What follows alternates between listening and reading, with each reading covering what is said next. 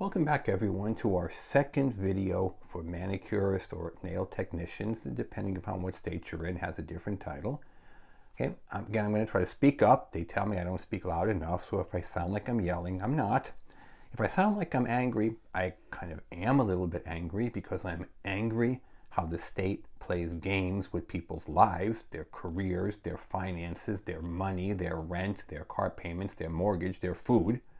I find it very annoying how the state and the schools play games with you, and I try not to. Okay? As a school owner and director for 25 years, I had a very, very high pass rate on every field: barber, cosmetology, nails, skincare.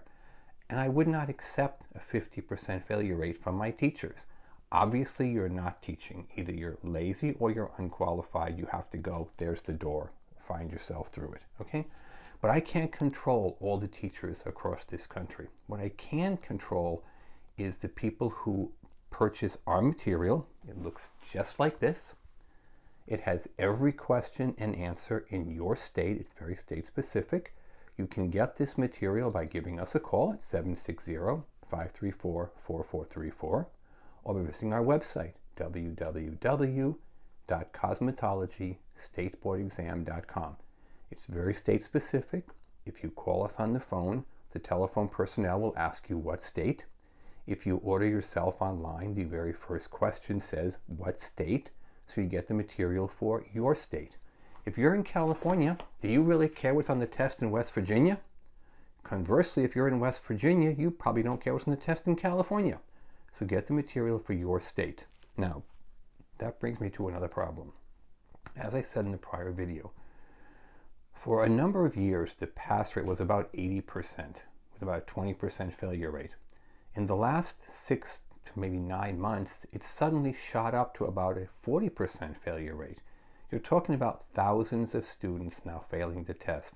The test is much more difficult this year than it was last year when your best friend took the test and told you how easy it was and all you have to know is. I hate that expression, all you have to do, all you have to know. It's never all you have to do or all you have to know. The test is getting very difficult. There's no new laws. There's no new scientific discoveries. There's not a new fancy of artificial nail that suddenly got invented. It's the same old stuff. They're just asking much more difficult, involved, complicated questions. I'm going to give you just a couple of examples right now of the problems you run into. On a lot of my videos, I mention going on to your Yahoo site on your phone or your computer and Googling what's called the CIB, the Candidate Information Bulletin.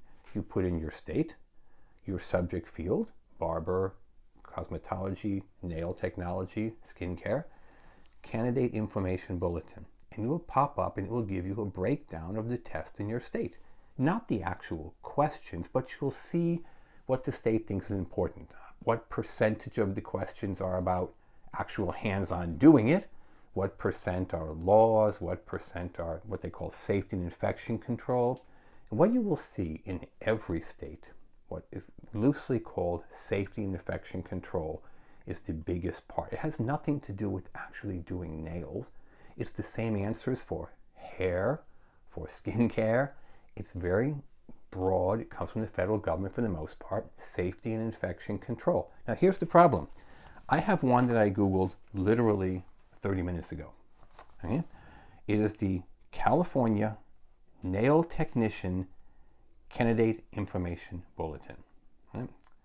California Nail Technician Candidate Information Bulletin. I could have put in any state. Since California has the largest population in the country, I just went with California. Here's a couple of problems. It talks about the material safety data sheet.